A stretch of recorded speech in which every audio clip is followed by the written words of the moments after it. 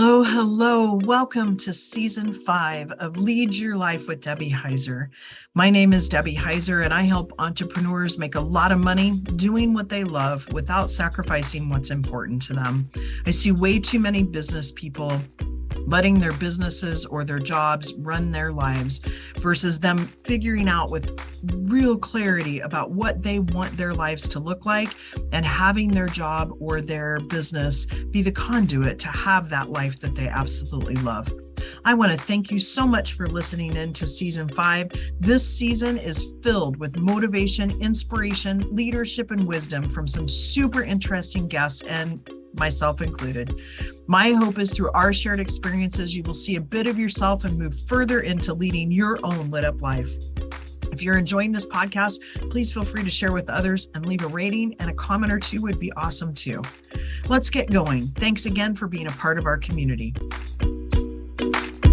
Straight from the corners of my mind is where I find my sanity. Hello, hello, and welcome to another episode of Lead Your Life with Debbie Heiser. I am Debbie Heiser, your host, and I help entrepreneurs make a lot of money doing what they love without sacrificing what's important to them. I see way too many times where people let the business run their lives versus them being really clear on how they want to lead their lives, and then having the business be a conduit to that. Because I think life is too short not to lead a life that's lit up, that you're enjoying, that you love, that you feel joy in. And it doesn't mean that tough stuff doesn't come. It doesn't mean that we're not continuing to develop as humans, that we're not continuing to learn and grow and look at hard stuff, dig into our shadows sometimes.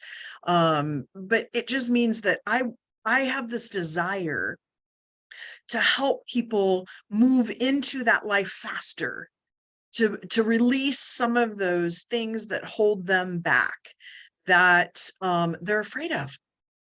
And that means that I continue to do my work too. And it was interesting. You're listening to this in May. This is the end of April. And you heard in the last solo podcast where I'd been dealing with some illness, and it's helped me reflect. And as I continue to do my work, which is so critical for me to be able to help other people do their work, I was on a call this morning with a mentor of mine, a good friend, and we were talking about this whole concept because I'm really goal driven, and I'm constantly, and I do have an achievement affiliation that I'm trying to kind of lessen a little bit on the ego side, that is constantly searching for perfection. And perfection is really only a context to say something's wrong with me. And I'm learning more and more that there's nothing wrong with me, and learning to accept who I am, where I am. And even if I have a goal, like I have a goal, I want to be healthier, right? Like I mentioned in the last solo episode, that part of what I'm focusing on this year is this integration. And part of that integration is creating health and wholeness. But in that quote unquote conquest, to get to that point, I'm thinking I have to get to a point versus where am I healthy today? It was interesting. I had my semi-quasi daughter here who was on a previous episode, April, and I was making breakfast yesterday, and she goes, part of what I love about visiting you is like you cook with so many vegetables. And I'm like, oh, wow, do I? And it just like made me step back and go, oh, I have like integrated cooking with a lot of vegetables and adding a lot of vegetables to my meals. And that's a way that I am healthy. So instead of saying, oh, I'm going to go do this when I'm healthy, it's about integrating health now. And looking at integrating health now, meaning I have to identify, where am I being healthy? Where am I showing up in the way that I want to show up? Versus always feeling like I'm not enough, right? Here's that core wound piece, that I'm unlovable.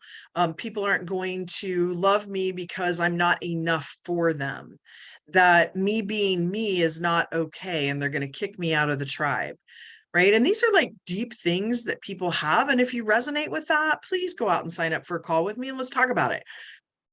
But this morning we were discussing this and how it even shows up really slyly, in this whole idea of having a goal and having a vision for where I want to be, and thinking I constantly need to strive for something more. And here's the deal.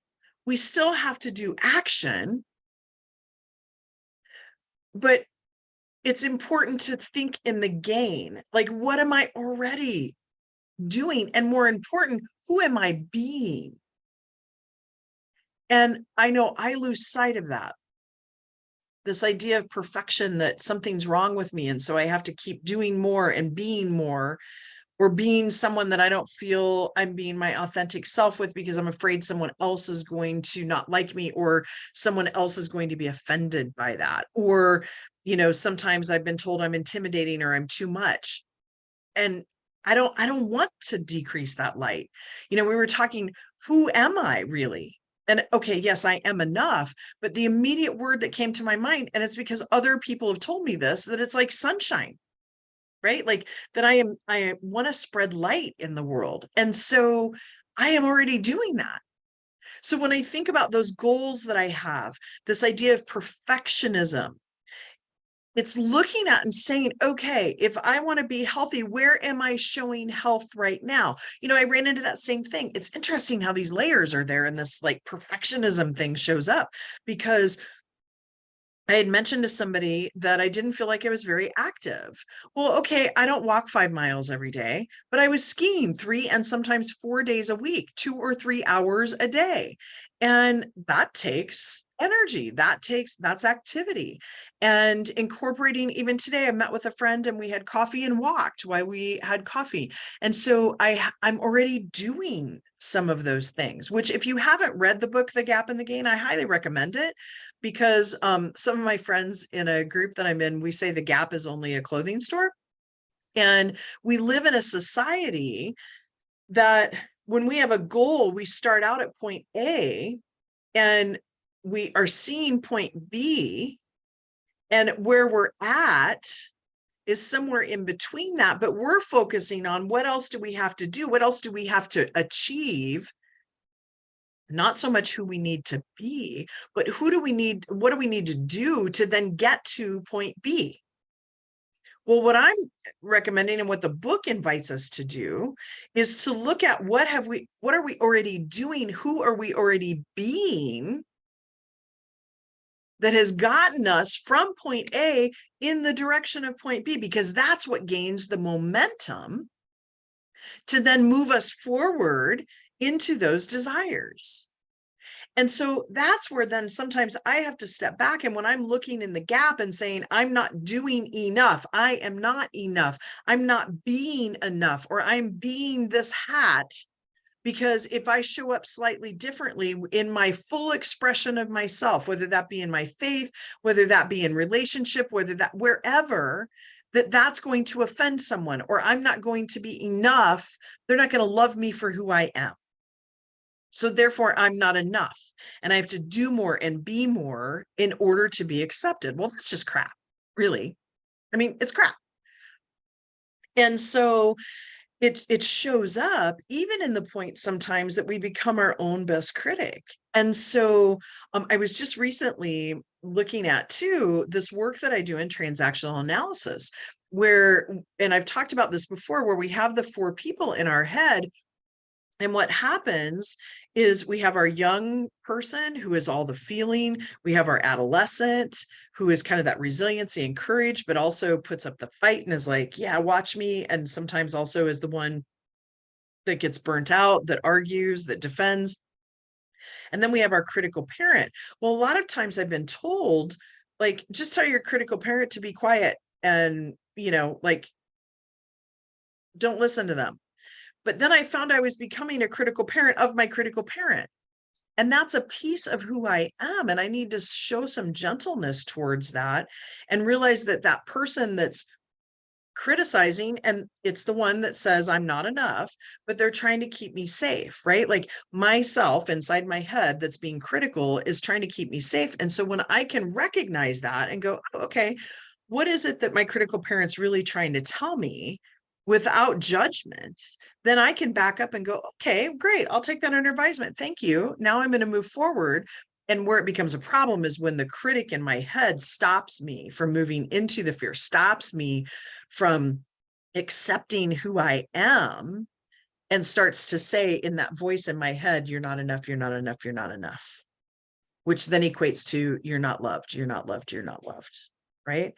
And it was interesting because it made me think about, who am I really trying to please?